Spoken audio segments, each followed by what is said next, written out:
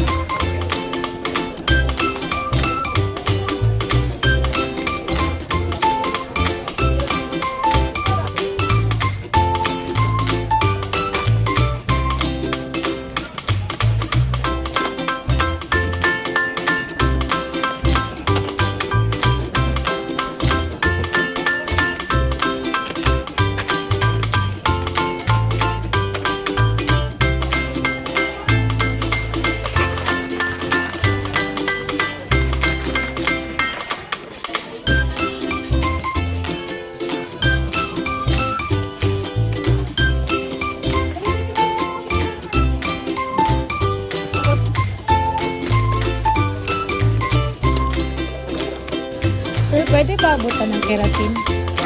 Keratin nga ito. Bili ka ng gold na isa.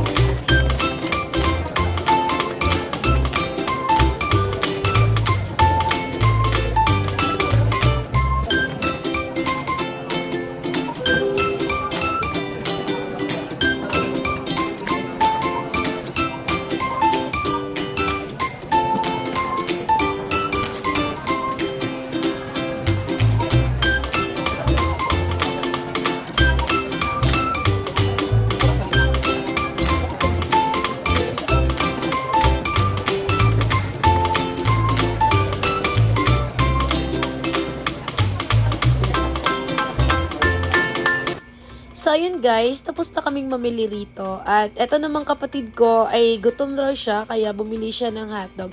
Actually, kaming dalawa pala yung kumain, nagutom rin ako. Sabi mo, diet ka. Pero okay lang, isa lang naman. Ito ang mga ganap ko ngayong araw. Thank you for watching, guys!